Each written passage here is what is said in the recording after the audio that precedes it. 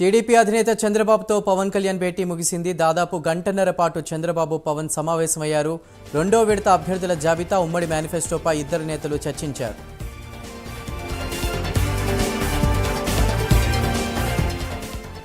ఆంధ్రప్రదేశ్ రాజకీయాలు ఢిల్లీ వేదికగా రసవత్తరంగా మారాయి. జనసేన అధ్యక్షుడు పవన్ కళ్యాణ్ ఈరోజు ఢిల్లీ వెళ్లే అవకాశం ఉంది. కేంద్ర హోంశాఖ మంత్రి అమిత్ షా, బీజేపీ జాతీయ అధ్యక్షుడు జేపీ నడ్డాలతో సమావేశమయ్యే ఛాన్స్ ఉంది. జనసేన, బీజేపీ, టీడీపీ పొత్తు అంశంపై చర్చించనున్నారు. అలాగే ఎవరు ఏ స్థానంలో పోటీ చేయాలి, ఏ పార్టీకి ఎన్ని స్థానాలనే అంశం కూడా ఖరారు కానుంది. తాజా పరిస్థితులను బట్టి టీడీపీ అధ్యక్షుడు చంద్రబాబు కూడా ఇవాళ లేదా రేపు ఢిల్లీకి వెళ్లే అవకాశం ఉంది. ప్రచారంలో బిజీగా ఉన్న నేపథ్యంలో చంద్రబాబు ఈ బాధ్యతను పవన్ కళ్యాణ్కు అప్పగించినట్లు తెలుస్తోంది. టీడీపీ అధినేత చంద్రబాబు రేపు ఢిల్లీ వెళ్లనున్నారు. బీజేపీ నేతల ఆహ్వానంతో చంద్రబాబు ఢిల్లీ వెళ్తున్నారు. ఎన్డీఏలో చేరిక, పొత్తులపై చర్చలు జరుపనున్నారు. పొత్తులు, సీట్ల సర్దుబాటుపై ప్రకటన వచ్చే అవకాశం ఉంది.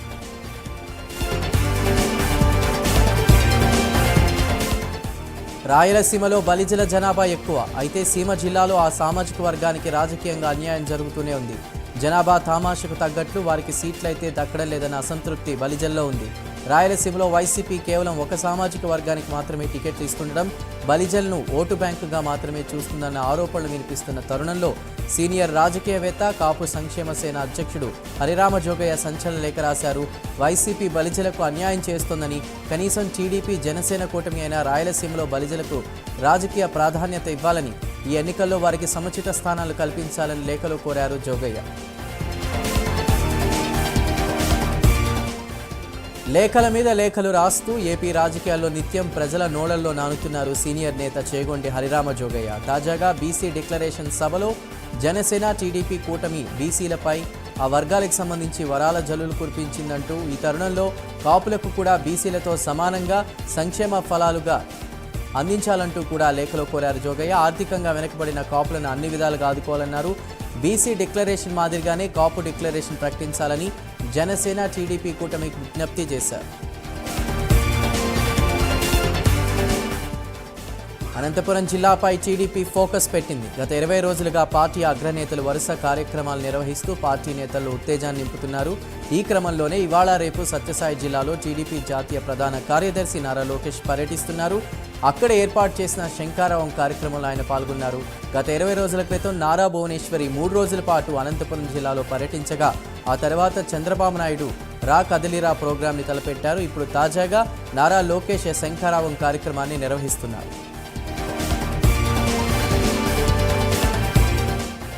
కాకినాడ రూరల్ నియోజకవర్గం కరప మండలం నడుకుదురు గ్రామానికి చెందిన వైసీపీ నేత యాసలపు దుర్గా ప్రసాద్తో పాటు పలువురు స్థానిక నేతలు జనసేన పార్టీలో చేరారు. కాకినాడ రూరల్ జనసేన ఎమ్మెల్యే అభ్యర్థి పంతం నానాజీ వీరందరికీ కండువాలు కప్పి పార్టీలోకి సాదరంగా ఆహ్వానించారు. ఈ కార్యక్రమంలో జనసేన, టీడీపీ నాయకులు, కార్యకర్తలు పాల్గొన్నారు.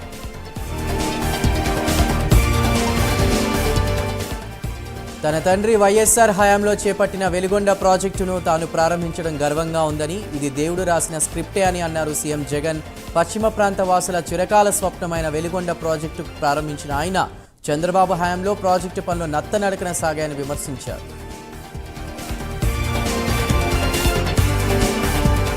తెలంగాణ సీఎం రేవంత్ రెడ్డి రైతు నేస్తం కార్యక్రమాన్ని ప్రారంభించారు. రైతు వేదికలను వీడియో కాన్ఫరెన్స్ ద్వారా అనుసంధానం చేస్తున్నట్లు సీఎం రేవంత్ రెడ్డి తెలిపారు.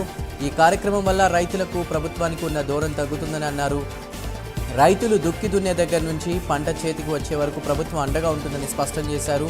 110 రైతు వేదికల్లో వీడియో కాన్ఫరెన్స్ ద్వారా జరిగిన రైతుల నేస్తం కార్యక్రమంలో డిప్యూటీ సీఎం బట్టి విక్రమార్క, మంత్రి తుమ్మల నాగేశ్వరరావు పాల్గొన్నారు.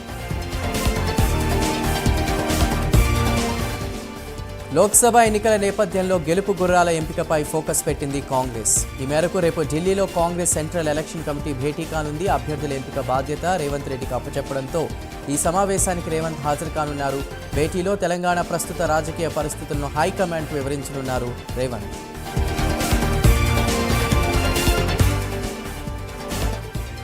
ఢిల్లీలో జరుగుతున్న బీజేపీ కోర్ కమిటీ సమావేశానికి ఏపీ బీజేపీ అధ్యక్షురాలు పురంధరేశ్వరి హాజరయ్యారు. ఈ సమావేశంలో బీజేపీ జాతీయ అధ్యక్షుడు జేపీ నడ్డా, కేంద్ర హోంశాఖ మంత్రి అమిత్ షా, బీజేపీ సీనియర్ నేత బిఎల్ సంతోష్, బీజేపీ పాలిత రాష్ట్రాల ముఖ్యమంత్రులు పాల్గొన్నారు. 2024 లోక్సభ ఎన్నికలకు అభ్యర్థుల ఎంపిక, వివిధ రాష్ట్రాల్లో ప్రాంతీయ పార్టీలతో పొత్తు అంశాలపై చర్చించనున్నారు. దేశంలో 400 సీట్లు గెలవడమే టార్గెట్గా ఎలా ముందుకు వెళ్లాలనే అంశంపై చర్చించనున్నారు. ఎంపీ అవ్వడానికి బీజేపీని టీడీపీకి తాకట్టు పెట్టడానికి పురంధరేశ్వరి ప్రయత్నిస్తోందని గుడివాడ ఎమ్మెల్యే కొడాలి నాని ఆరోపించారు. జగన్ ప్రభుత్వం ఇష్టం వచ్చినట్లు అప్పులు చేస్తోందని పురంధరేశ్వరి బాధపడుతున్నారు. పరిమితికి మించి అప్పులు చేస్తే ఢిల్లీలో ఫిర్యాదు చేయొచ్చు కదా అని ఆయన అన్నారు. చంద్రబాబు 150 కోట్లకు గుడివాడ సీటుని ఎన్ఆర్ఐకు అమ్ముకున్నారు. కుక్క కాటుకు చెప్పు దెబ్బలా అమెరికా ఎన్ఆర్ఐకు గుడివాడ ప్రజలు బుద్ధి చెప్తారని కొడాలి నాని పేర్కొన్నారు. చంద్రబాబు, పవన్ కళ్యాణ్లు బీసీ డిక్లరేషన్ అంటూ కొత్త డ్రామాకు తెరతీస్తున్నారని రాజమండ్రి ఎంపీ మార్గాని భరత్ అన్నారు. 14 సంవత్సరాలు ముఖ్యమంత్రిగా చేసిన చంద్రబాబు బీసీల జీవితాలను ఏమాత్రం మార్చలేదన్నారు. చంద్రబాబుతో డిబేట్కు నేను సిద్ధంగా ఉన్నాను. మా ప్రభుత్వంలో సుమారు 1,70,000 కోట్లు బీసీల ఖాతాల్లో పడ్డాయి. ఎన్నికల దగ్గర పడ్డంతో చంద్రబాబు బీసీలను మోసం చేయాలని చూస్తున్నారు. ఎవరెన్ని సీట్లు ఇచ్చారో తేల్చుకుందామా అని సవాల్ చేశారు. బీసీల పదం ఎత్తడానికి కూడా చంద్రబాబు అనర్హుడని భరత్ పేర్కొన్నారు. రేపు ఎల్లుండి కడప జిల్లాలో జరగనున్న సీఎం జగన్ పర్యటన వాయిదా పడింది. ఈ నెల 7, 8వ తేదీల్లో సీఎం జగన్ పులివెందుల పర్యటనకు వస్తున్నారని తొలుత సమాచారం వచ్చింది. సీఎం తన పర్యటనలో పులివెందుల్లో వివిధ అభివృద్ధి పనులకు ప్రారంభోత్సవాలు చేయనున్నట్లు సీఎం కార్యాలయం తెలిపింది. అయితే పలు కారణాల వల్ల సీఎం పర్యటన వాయిదా పడినట్లు అధికారులు తెలిపారు. విశాఖ పరిపాలనా రాజధాని అన్న జగన్ వ్యాఖ్యలపై షర్మిల ట్వీట్ చేశారు. పరిపాలనా రాజధాని అని చెప్పి విశాఖ ప్రజలను 3 ఏళ్లుగా మోసం చేయడం మీ చేతకాని కమిట్మెంట్ అని ఆమె ఎద్దేవా చేశారు. ఐటీ హిల్స్ నుంచి దిగ్గజ కంపెనీలు వెళ్లిపోతున్నా చూస్తూ ఉండడం మీ రోడ్ మ్యాపా అని నిలదీశారు. ఆంధ్రుల తలమానికం వైజాగ్ స్టీల్ను కేంద్రం అమ్మేస్తుంటే ప్రేక్షక పాత్ర వహించడం మీ విజనా అని ప్రశ్నించారు. రైల్వే జోన్ పట్టాలు ఎక్కకపోయినా మౌనం వహించడం మీ ప్రాక్టికల్ అని ట్విట్టర్ ద్వారా విమర్శించారు. గుట్టల్ని కొట్టడం, పోర్టుల్ని అమ్మడం, భూముల్ని మింగడం ఇదే విశాఖపై వైసీపీ విజన్ అన్నారు.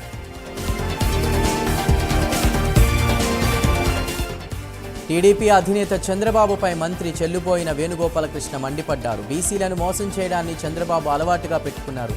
బీసీల గురించి మాట్లాడే అర్హత చంద్రబాబుకు లేదన్నారు. 14 సంవత్సరాలు ముఖ్యమంత్రిగా ఉండి బీసీల వెనుకబాటుకి కారణమైన వ్యక్తి చంద్రబాబు అని మంత్రి అన్నారు. సీఎం జగన్ చేత కులాల ప్రస్తావన చేయించారు. నిన్న ప్రకటించిన బీసీ డిక్లరేషన్ కాపీ పేస్ట్ అని ఎద్దేవా చేశారు. బీసీ డిక్లరేషన్ ప్రకటించే అర్హత టీడీపీకి లేదన్నారు.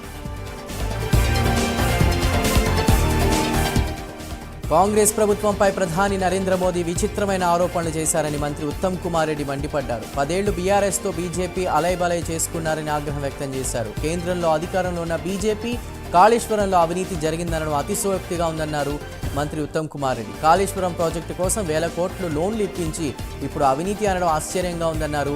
మోడీ మాటల్లో నిజం లేదని, 10 ఏళ్లు ప్రధానిగా ఉండి ఇప్పుడు అభివృద్ధి శంకుస్థాపనలు చేస్తున్నారని మంత్రి ఉత్తమ్ ఆరోపించారు. విభజన హామీలు బీజేపీ మర్చిపోయిందని, దేశంలో సైతం హామీలు అమలు చేయలేదని ఉత్తమ్ కుమార్ రెడ్డి విమర్శించారు. తెలంగాణ ప్రభుత్వ ఆహ్వానం మేరకు నేషనల్ డ్యామ్ సేఫ్టీ అథారిటీ నియమించిన కమిటీ వచ్చిందని చెప్పారు. ఇక చంద్రశేఖర్ అయ్యర్ ఆధ్వర్యంలో ఈ కమిటీ మేడిగడ్డ, సుందిళ్ల, అన్నారం బ్యారేజీల్లో జరిగిన డ్యామేజీలు పరిశీలిస్తారని మంత్రి ఉత్తమ్ చెప్పుకొచ్చారు. ప్రభుత్వ ఆహ్వానం మేరకే ఎన్డీఎస్ఏ వచ్చినట్లు మంత్రి ఉత్తమ్ కుమార్ రెడ్డి చెప్పారు. ఆ కమిటీ రేపు ఎల్లుండి మేడిగడ్డ, అన్నారం, రామగుండం, సుందిళ్ల బ్యారేజీలను పరిశీలిస్తారని తెలిపారు. టెస్టుల కోసం అత్యాధునిక టెక్నాలజీని వాడాలని సూచించామని కూడా చెప్పారు. ఇక రిపేర్ చేయడానికి ప్రభుత్వం సిద్ధంగా ఉందని తెలిపారు. రిపేర్ చేసి మళ్లీ అందుబాటులోకి వస్తే రాష్ట్రానికి మంచిదని తెలిపారు. ఇక ఎన్డీఎస్ఏ ప్రాథమిక రిపోర్టులో తప్పులు ఉంటే నిర్మాణ సంస్థపై చర్యలు తీసుకుంటామని అన్నారు. ఎల్ఎన్టీ రాష్ట్రంలో అనేక వ్యాపారాలు చేస్తోందని, తాము చట్ట ప్రకారం ముందుకు వెళ్తామని స్పష్టం చేశారు.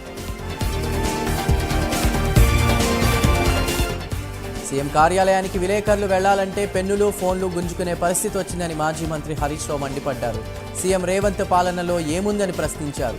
రేవంత్ పాలనలో వైట్ పేపర్, బ్లాక్ పేపర్ అంటూ మోదీకి లవ్ లెటర్ రాశారని ఎద్దేవా చేశారు. గుజరాత్ మోడల్ ఫెయిల్యూర్ అని రాహుల్ గాంధీ అంటే గుజరాత్ మోడల్ కావాలని రేవంత్ రెడ్డి అంటున్నారని తెలిపారు. దేశంలో కాంగ్రెస్ పార్టీ గెలవదని రేవంత్ రెడ్డి చెప్పకనే చెప్పారని అన్నారు. హామీలు అమలు చేయకుండా ఓటు అడిగే నైతిక హక్కు ఎక్కడిది? రైతు రుణమాఫీ, రైతు బంధు ఇవ్వనడం వాళ్ళ ప్రభుత్వానికి ఇది ఒక మచ్చ అంటూ కూడా చెప్పుకొచ్చారు. మంత్రి పొన్నం ప్రభాకర్ జీహెచ్ఎంసీ అధికారులతో సమీక్షా సమావేశం నిర్వహించారు. వేసవి కాలంలో తాగునీటి ఎద్దడికి తీసుకోవాల్సిన నివారణ చర్యలు, వర్షాకాలంలో లోతట్టు ప్రాంతాల్లో వరద నివారణ చర్యలు, సిటీ ట్రాఫిక్ సమస్యలు, విద్యుత్ సరఫరా, జీరో బిల్డింగ్ తదితర అంశాలపై చర్చించారు.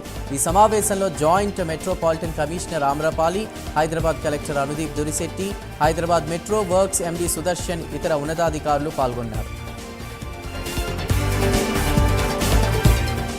బీఆర్ఎస్కు మరో నేత గుడ్ బై చెప్పనున్నారు. బీఆర్ఎస్ సీనియర్ నేత సిర్పూర్ కాగజ్ నగర్ మాజీ ఎమ్మెల్యే కోనేరు కోనప్ప సీఎం రేవంత్ రెడ్డిని కలిశారు. బీఆర్ఎస్ బీఎస్పీ పొత్తుపై కోనప్ప అసంతృప్తిగా ఉన్నారు. సిర్పూర్లో ఆర్ఎస్ ప్రవీణ్ కుమార్ పోటీ చేయడంతోనే తాను ఓడిపోయినట్లు చెప్తున్నారు. కోనేరు కోనప్ప బీఆర్ఎస్ పార్టీకి రాజీనామా చేయాలని నిర్ణయం తీసుకున్నారు. ఇక ఇవాళ బీఆర్ఎస్కు రాజీనామా చేసిన అనంతరం కోనేరు కోనప్ప కాంగ్రెస్లో చేరనున్నారని సమాచారం. జలసౌధ కార్యాలయానికి నేషనల్ డ్యామ్ సేఫ్టీ అథారిటీ నిపుణుల బృందం చేరుకుంది. జలసౌధలో తెలంగాణ ఈఎన్సీ అధికారుల కాళేశ్వరం ప్రాజెక్టుపై సమీక్షా సమావేశాన్ని కూడా నిర్వహించారు. గత నెల 13న కాళేశ్వరం ప్రాజెక్టు సామర్థ్యంపై పూర్తి స్థాయిలో నివేదిక కావాలని ఎన్డీఎస్ఏను తెలంగాణ ప్రభుత్వం కోరింది. దీంతో కేంద్ర జలసంఘం మాజీ చైర్మన్ చంద్రశేఖర్ అయ్యర్ నేతృత్వంలోని నిపుణుల కమిటీని వేసింది. మొదటి దశలో ఈ నెల 6 నుండి 9 వరకు ఎన్డీఎస్ఏ నిపుణుల కమిటీ పర్యటించనుంది. కాళేశ్వరం ప్రాజెక్టు డిజైన్తో పాటు మేడిగడ్డ, అన్నారం, సుందీళ్ల బ్యారేజ్లను నిపుణుల కమిటీ సందర్శించనుంది. కాళేశ్వరం డిజైన్ నిర్మాణంపై నిపుణుల కమిటీ సమాచారం సేకరిస్తుంది. కాళేశ్వరం ప్రాజెక్టుకు సంబంధించి 19 రకాల అంశాలపై సమాచారం కావాలని ఎన్డీఎస్ఏ నిపుణుల బృందం అడిగింది. భారత జాగృతి దీక్ష కార్యక్రమానికి అనుమతి ఇవ్వాలని ఎమ్మెల్సీ కవిత డీజీపీ రవిగుప్తాకు విజ్ఞప్తి చేశారు. ప్రభుత్వ నియామకాల్లో జీవో 3 వల్ల మహిళలకు రిజర్వేషన్ల అమల్లో జరుగుతున్న అన్యాయంపై ఈ నెల 8న దీక్ష చేపట్టనున్నారు. దీని ద్వారా జీవో 3తో జరిగే నష్టాన్ని తెలియజేసే అవసరం ఉందని కవిత చెప్పుకొచ్చారు. తాము శాంతియుతంగానే దీక్ష చేస్తామని డీజీపీకి ఆమె తెలిపారు. టీఎస్పీఎస్సీ గ్రూప్స్ పరీక్షల తేదీలు ఖరారయ్యాయి. అక్టోబర్ 21న గ్రూప్ 1, ఆగస్టు 7, 8 తేదీల్లో గ్రూప్ 2, నవంబర్ 17, 18 తేదీల్లో గ్రూప్ 3 పరీక్షలు నిర్వహించనున్నారు.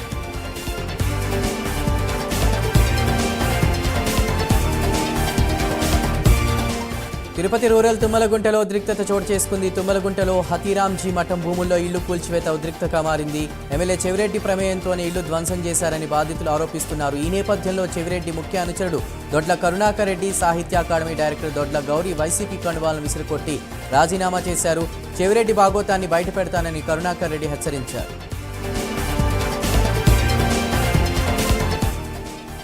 పల్నాడు జిల్లా పెదకూరుపాడు టీడీపీ ఎమ్మెల్యే సీటు కోసం మాజీ ఎమ్మెల్యే కొమాలపాటి శ్రీధర్, భాష్యం ప్రవీణ్ పోటాపోటీగా అమరావతిలో పూజలు చేశారు. ఈ సందర్భంగా కొమాలపాటి శ్రీధర్ మాట్లాడుతూ పెదకూరుపాడు నియోజకవర్గంలో ప్రజలు కోరిన మనిషి అసెంబ్లీకి వెళ్లాలని శివయ్యను వేడుకున్నానని చెప్పారు.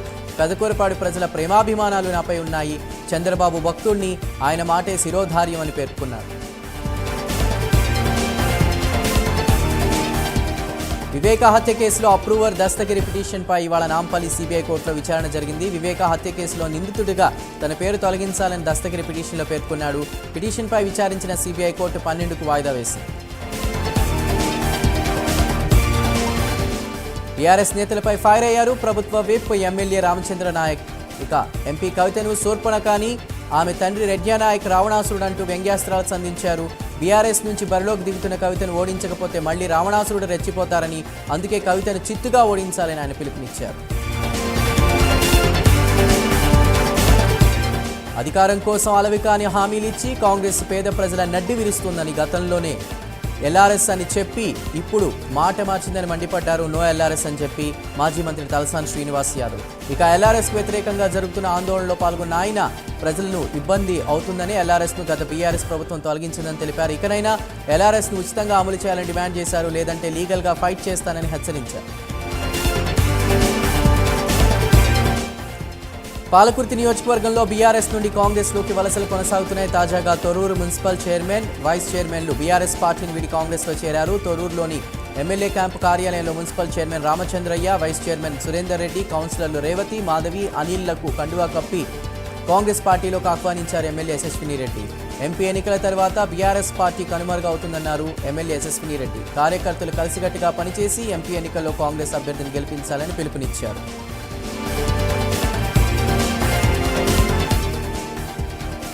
ప్రకాశం జిల్లా రాజుపాలెం జాతీయ రహదారిపై ఉద్రిక్తత నెలకొంది. మంత్రి ఆదిమూలపు సురేష్ ఎస్కాట్ వాహనం ఆటోను ఢీకొట్టింది. దీంతో ఇజ్రాయెల్ అనే వ్యక్తి అక్కడికక్కడే మృతి చెందాడు. అలానే మరో వ్యక్తికి తీవ్ర గాయాలయ్యాయి. అయితే ఈ ప్రమాదానికి తన ఎస్కాట్ వాహనానికి సంబంధం లేదని మంత్రి ఆదిమూలపు సురేష్ తెలిపారు. దీంతో ఇజ్రాయెల్ కుటుంబానికి న్యాయం చేయాలని డిమాండ్ చేస్తూ రాజుపాలెం జాతీయ రహదారిపై బైఠాయించారు. మంత్రి వచ్చి న్యాయం చేయాలని, అంతవరకు నిరసనలు ఆపమని నిరసనకారులు స్పష్టం చేశారు. బీసీలకు రాజ్యాధికారం ఇవ్వడానికి చంద్రబాబు ఏనాడు ఇష్టపడలేదని ప్రజలు గమనించాలని మంత్రి ధర్మాన ప్రసాదరావు పేర్కొన్నారు. 40 ఏళ్లలో ఎప్పుడైనా బీసీలను రాజ్యసభకు పంపాడా అంటూ ఆయన ప్రశ్నించారు. చంద్రబాబు ధనవంతులనే రాజ్యసభకు పంపుతాడని తెలిపారు. ఎన్నికల ముందు జైహో బీసీ అంటున్నారు, ఎన్నికల తర్వాత జైహో బీసీని చింపి అవతల పడేస్తారని ధర్మాన అన్నారు. టికెట్ విషయంలో నిన్న మొన్నటి వరకు వారిద్దరి మధ్య రాజకీయ పొరపత్సాలు కొనసాగేవి. వారిద్దరి మధ్య వ్యక్తిగతంగా ఎలాంటి విభేదాలు లేనప్పటికీ టికెట్ విషయాల్లో రాజకీయంగా కాస్త దూరం ఏర్పడింది. పొత్తులో టికెట్ నీదా నాదా, నాదంటే నాదే అనే స్థాయిలో ఒకరిపై ఒకరు మాటలు యుద్ధం చేశారు. అధిష్టానం నిర్ణయాలు బుజ్జగింపులతో మొత్తానికి వారి మధ్య సయోధ్య కుదిరింది. ఈరోజు వాళ్ళిద్దరూ ఒకటయ్యారు. వారే టీడీపీ పొలిట్ బ్యూరో సభ్యుడు, Rajahmundry rural MLA Gorantla Butchaiah Chowdary, Rajahmundry rural Janasena in charge, ఉమ్మడి తూర్పుగోదావరి జిల్లా జనసేన అధ్యక్షుడు కందుల దుర్గేష్. తనకు తాను తగ్గించుకుని అధినేత పవన్ కళ్యాణ్ ఆదేశాలతో చంద్రబాబు భరోసాతో నిడదవోలులో జనసేన టీడీపీ ఉమ్మడి అభ్యర్థిగా పోటీ చేసేందుకు కందుల దుర్గేష్ నిర్ణయం తీసుకున్నారు. దీంతో రాజమండ్రి రూరల్లో టీడీపీ జనసేనలో నెలకొన్నటువంటి టికెట్ ఉత్కంఠకు తెరపడింది. దీంతో బుచ్చయ్య చౌదరికి లైన్ క్లియర్ అయింది.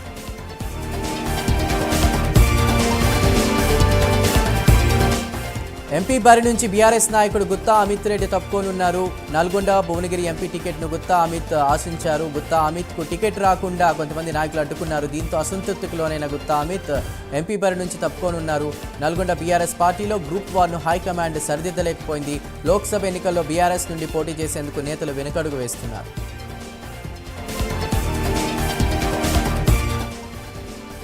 బాపట్ల జిల్లా బ్యాంక్ ఆఫ్ మహారాష్ట్రలో భారీ గోల్మాల్ జరిగింది. బ్యాంకులో పనిచేస్తున్న గోల్డ్ అప్రైజర్ రాఘవేంద్రరావు 41 మంది నకిలీ ఖాతాల్లో రోల్డ్ గోల్డ్ నగలు పెట్టి ₹1,77,00,000 మాయం చేశాడు. ఈ మేరకు బ్యాంక్ మేనేజర్ హరీష్ రావు బాపట్ల పట్టణ పిఎస్లో ఫిర్యాదు చేశారు. ఈ ఘటనపై పోలీసులు కేసు నమోదు చేసి దర్యాప్తు చేస్తున్నారు.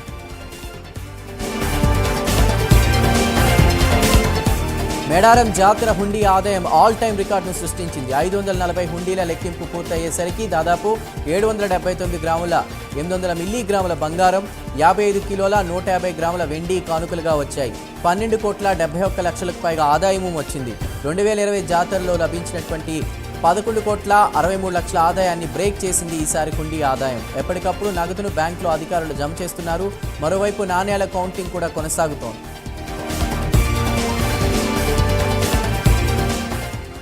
హైదరాబాద్లోని 11 మద్యం దుకాణాల్లో ఎక్సైజ్ జాయింట్ కమిషనర్ కురిషి ఆధ్వర్యంలో సోదాలు జరుగుతున్నాయి. అందులో భాగంగా హైదరాబాద్ జూబ్లీ హిల్స్లోని టానిక్ వైన్ షాప్లో ఎక్సైజ్ అధికారులు సోదాలు నిర్వహిస్తున్నారు. 30 మంది అధికారులతో క్షుణ్ణంగా తనిఖీలు చేస్తున్నారు. వైన్ షాప్లో ఎంఆర్పీ రేట్లను పరిశీలిస్తున్నారు. 2016లో ఎక్సైజ్ మంత్రి ఆదేశాలతో స్పెషల్ జీవో ద్వారా 3 పబ్బులకు ప్రత్యేక అనుమతులు ఇచ్చినట్టు తెలుస్తోంది. అందులో భాగంగా తెలంగాణలోని 18 బెవరేజెస్ డిపోల నుండి నేరుగా మద్యం తీసుకునే వెసులుబాటును బీఆర్ఎస్ ప్రభుత్వం 3 మద్యం దుకాణాలకు కల్పించిందని అధికారులు తెలిపారు. టానిక్ వైన్ షాప్లో తనిఖీ చేయగా మద్యం లెక్కలు చూపించడానికి దుకాణ యజమానులు ఒప్పుకోలేదు. దీంతో జీఎస్టీ అధికారులు టానిక్ ఎలైట్ వైన్ షాప్ 7 ఏళ్ల బ్యాంకు లావాదేవీలను కూడా పరిశీలిస్తున్నారు. దాదాపు 100 కోట్ల ట్యాక్స్ కట్టినట్లు అధికారులు అనుమానిస్తున్నారు. ఏపీ రాష్ట్ర కాంగ్రెస్ అధికార ప్రతినిధిగా రుద్రరాజు గోపాలకృష్ణరాజు ఎంపికయ్యారు. గత కొంతకాలంగా ఆయన రాష్ట్ర పీసీసీ మెంబర్గా కొనసాగుతున్నారు. ఈయన సుమారు 40 ఏళ్లుగా కాంగ్రెస్ పార్టీలో వివిధ పదవుల్లో కొనసాగుతున్నారు. రాష్ట్ర కాంగ్రెస్ అధికార ప్రతినిధిగా అవకాశం కల్పించినందుకు రుద్రరాజు గోపాలకృష్ణ కాంగ్రెస్ పార్టీ రాష్ట్ర అధ్యక్షురాలు షర్మిలకు ధన్యవాదాలు తెలిపారు. టీడీపీ బీసీ డిక్లరేషన్ చూసిన తర్వాత వైసీపీకి వెన్నులో వణుకు పుట్టిందని రాజమండ్రి టీడీపీ అభ్యర్థి ఆదిరెడ్డి వాస్ అన్నారు. బీసీ డిఎన్ఏలోనే టీడీపీ ఉందన్నారు. ఇక వైసీపీ ప్రభుత్వంలో బీసీ సప్లాన్ నిధులు పక్కదారి పట్టి ఏ కార్పొరేషన్కు కుర్చీలు కూడా లేవన్నారు. మంత్రి వేణు బహిరంగ సభలో ఒక పెద్దరెడ్డి కాళ్లు మొక్కి మా జాతి మీ దగ్గర ఉందని చెప్తారా, మీకు ఆ హక్కు ఎవరిచ్చారంటూ కూడా ప్రశ్నించారు. బీసీ డిక్లరేషన్ ద్వారా బీసీల దశ మారబోతుందని వాసు పేర్కొన్నారు.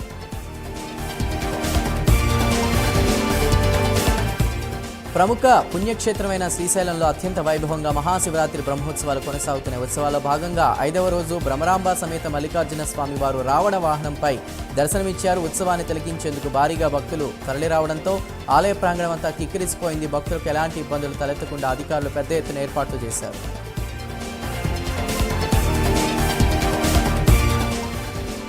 భూపాలపల్లి మున్సిపల్ మాజీ వైస్ చైర్మన్ హరిబాబు ఇంటి దగ్గర టెన్షన్ వాతావరణం నెలకొంది. పలు కేసుల్లో నిందితుడైన మాజీ వైస్ చైర్మన్ కొత్త హరిబాబును అరెస్ట్ చేసేందుకు పోలీసులు ఇంటికి వచ్చారు. దీంతో పోలీసులను బీఆర్ఎస్ నాయకులు అడ్డుకున్నారు.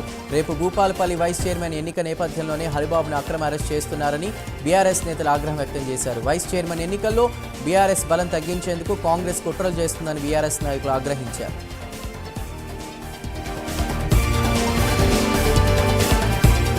విశాఖపట్నంలోని ఆనందపురంలో భారీగా గంజాయి పట్టుబడింది. ఒరిస్సా నుంచి కేరళకు కారులో గంజాయి తరలిస్తుండగా బోయపాలెం చెక్పోస్ట్ వద్ద పోలీసులు పట్టుకున్నారు. 80 కేజీల గంజాయి, 2 కార్లు, 6 సెల్ ఫోన్లు, 4 పోలీసులు అదుపులోకి తీసుకున్నారు. ఈ ఘటనపై పోలీసులు కేసు నమోదు చేసి దర్యాప్తు చేపట్టారు.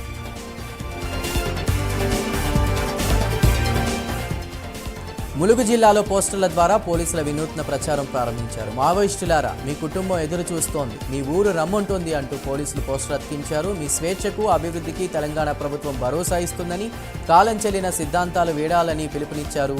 అమూల్యమైన జీవితాన్ని కాపాడుకోవాలని సూచించారు. లొంగిపోండి, ప్రభుత్వం తరపున పునరావాసం ఏర్పాటు చేస్తామని హామీ కూడా ఇచ్చారు. పేరూరు, వెంకటాపురం పోలీస్ స్టేషన్ పరిధిలో ఈ పోస్టర్లు వెలిశాయి. నంద్యాల జిల్లాలో ఘోర రోడ్డు ప్రమాదం జరిగింది. ఆగి ఉన్న లారీని కారు వేగంగా ఢీకొట్టింది. ఈ ఘటనలో కారులో ఉన్న ఒకే కుటుంబానికి చెందిన 5గురు అక్కడికక్కడే మృతి చెందారు. ఆళ్లగడ్డ మండలం నల్లవిట్ల దగ్గర ఈ ప్రమాదం చోటు చేసుకుంది. మృతులు హైదరాబాద్కు చెందిన వారిగా గుర్తించారు. తిరుపతి నుంచి హైదరాబాద్కు వెళ్తుండగా ఈ ప్రమాదం జరిగింది. కారులో ప్రయాణిస్తున్న రవీందర్, లక్ష్మి, సాయి కిరణ్, ఉదయ్ కిరణ్, కావ్యశ్రీ మృతి చెందారు.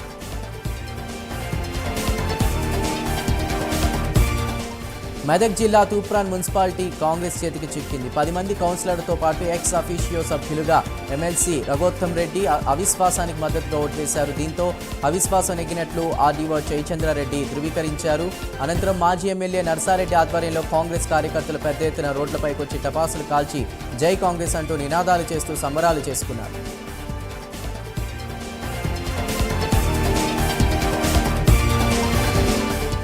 కూకట్పల్లి జోనల్ కార్యాలయం ఎదుట బీఆర్ఎస్ కార్యకర్తలు నిరసనకు దిగారు. ఇక ఎల్ఆర్ఎస్ రెగ్యులరైజేషన్ పేరిట డబ్బులు దండుకునేందుకు కాంగ్రెస్ ప్రభుత్వం మళ్లీ తీసుకొచ్చిందని జీహెచ్ఎంసీ స్టాండింగ్ కమిటీ మెంబర్ ఆవుల రవీందర్ రెడ్డి ఆరోపించారు. ఉచితంగా ఎల్ఆర్ఎస్లో అమలు చేయాలని, లేదంటే పెద్ద ఎత్తున ఆందోళన చేపడతామని రాష్ట్ర ప్రభుత్వాన్ని హెచ్చరించారు. అనంతరం డీసీకి వినతి పత్రం కూడా అందజేశారు.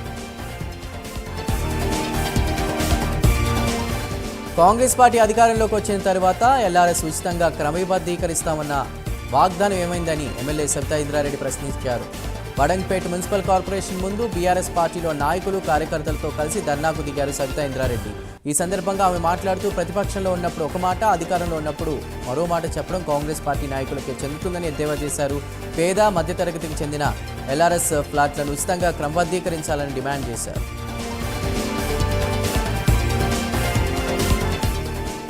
మేడ్చల్ జిల్లా బిట్స్ పిలాని కళాశాలలో మహిళా దినోత్సవ వేడుకలను నిర్వహించారు. ఈ వేడుకల్లో గవర్నర్ తమిళిసై పాల్గొన్నారు. వివిధ రంగాల్లో ప్రతిభ కనబరిచిన మహిళలను గవర్నర్ సన్మానించారు. మహిళా దినోత్సవం అనేది ఒకరోజు జరుపుకునేది కాదని, ప్రతిరోజు మహిళల్ని గౌరవించాలన్నారు. మహిళలు అన్ని రంగాల్లో రాణించాలన్నారు. గచ్చిబౌలి కొత్తగూడలోని హాస్టల్లో విద్యాశ్రీ ఆత్మహత్య చేసుకోవడం కలకలం రేపుతోంది. రాజన్న సిరిసిల్ల జిల్లాకు చెందిన విద్యాశ్రీ గచ్చిబౌలిలోని ఓ ఐటీ కంపెనీలో సాఫ్ట్వేర్ ఇంజనీర్గా పనిచేస్తోంది. కాబోయే భర్తతో గురువారం ప్రీ వెడ్డింగ్ షూట్కు విద్యాశ్రీ వెళ్లాల్సి ఉంది. అయితే అంతలోనే హాస్టల్ గదిలోని బాత్రూంలో షవర్ రాడ్కు ఉరివేసుకుని యువతి బలవన్మరణానికి పాల్పడింది. కేసు నమోదు చేసుకున్న పోలీసులు దర్యాప్తు చేపట్టారు. హైదరాబాద్ గట్కేసర్లో భారీగా గంజాయి పట్టుబడింది. అన్నాజీగూడ చౌరస్తాలో గంజాయి అమ్ముతున్న 2 బీటెక్ స్టూడెంట్స్ను పోలీసులు పట్టుకున్నారు. నిందితుల నుంచి 3.5 కేజీల గంజాయిని పోలీసులు స్వాధీనం చేసుకున్నారు. ఈ ఘటనపై పోలీసులు కేసు నమోదు చేసి దర్యాప్తు చేస్తున్నారు. వరంగల్ ఉమ్మడి జిల్లాలో బీఆర్ఎస్ మహాధర్నా కొనసాగుతోంది. అన్ని నియోజకవర్గ కేంద్రాల్లో బీఆర్ఎస్ శ్రేణులు ధర్నా చేస్తున్నారు. హనుమకొండలోని ఏకశిలా పార్కు దగ్గర మాజీ ఎమ్మెల్యే వినయ్ భాస్కర్ ధర్నా చేస్తున్నారు. వర్ధన్నపేటలో మాజీ ఎమ్మెల్యే ఆరూరి రమేష్ ధర్నాలో పాల్గొన్నారు. ఎల్ఆర్ఎస్ పై కాంగ్రెస్ వైఖరికి వ్యతిరేకంగా బీఆర్ఎస్ ధర్నా చేస్తోంది. ఉచితంగా ఎల్ఆర్ఎస్ అమలు చేయాలని బీఆర్ఎస్ డిమాండ్ చేస్తోంది.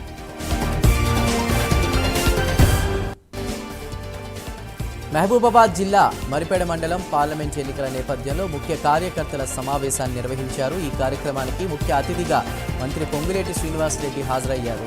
ప్రభుత్వం ఏర్పడిన 48 గంటల్లోనే 2 హామీలను అమలు చేసిన ప్రభుత్వం కాంగ్రెస్ అని ఆయన తెలిపారు. బడుగు బలహీన మైనార్టీ వర్గాల ప్రజలు గత ప్రభుత్వంలో మోసపోయారన్నారు.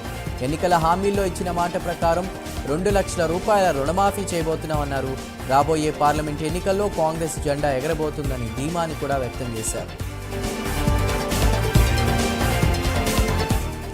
సంగారెడ్డి జిల్లా హత్నూర మండలం గండ్లమాచనూరు శివారులోని కూలెంట్ కంపెనీ వద్ద ఉద్రిక్తత నెలకొంది. నిన్న కంపెనీలో రియాక్టర్ పేలి 4 మరణించగా ఈ ఘటనపై కంపెనీ యాజమాన్యం స్పందించకపోవడంతో మృతుల కుటుంబ సభ్యులు ఆందోళనకు దిగారు.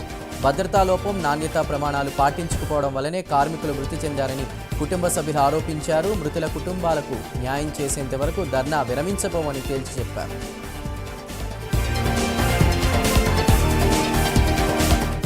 హైదరాబాద్ ఉస్మానియా యూనివర్సిటీలోని ఆర్ట్స్ కళాశాల వద్ద తెలంగాణ స్టూడెంట్స్ పరిషత్ ఆవిర్భావ సభ నిర్వహించారు. ఈ కార్యక్రమంలో టీఎస్పీ రాష్ట్ర అధ్యక్షుడు బారి అశోక్ యాదవ్ పాల్గొని జెండాను ఆవిష్కరించారు. నీళ్లు, నిధులు, నియామకాల పేరుతో ఏర్పడ్డ తెలంగాణ రాష్ట్రంలో గత బీఆర్ఎస్ ప్రభుత్వం ఏం చేసిందో అదే విధానాలు కాంగ్రెస్ ప్రభుత్వం కూడా కొనసాగిస్తే టీఎస్పీ ప్రతిపక్ష పాత్ర పోషించక తప్పదని హెచ్చరించారు. విద్యార్థుల త్యాగాలతో ఏర్పడ్డ తెలంగాణ రాష్ట్రంలో విద్యార్థుల సమస్యలపై, అన్యాయాలపై టీఎస్పీ ముందుండి పోరాడుతుందన్నారు. ఈ మేరకు భవిష్యత్ కార్యాచరణను త్వరలోనే ప్రకటిస్తామని తెలిపారు. బెంగళూరులోని రామేశ్వరం కెఫేలో మార్చి 1న జరిగిన బాంబు పేలుడు ఘటనలో ఎన్ఐఏ దర్యాప్తు వేగవంతం చేసింది. ఈ కేసులో నిందితుడికి సంబంధించిన సమాచారం ఇచ్చిన వారికి 10 లక్షల రూపాయల రివార్డును ప్రకటించింది. ఎన్ఐఏ నిందితుడి ఫోటోను విడుదల చేసింది. అతడి ఆచూకీ చెప్పిన వారికి 10 లక్షల నగదు రివార్డును ప్రకటించింది. సమాచారం చెప్పిన వారి వివరాలను గోప్యంగా ఉంచుతామని హామీ కూడా ఇచ్చింది.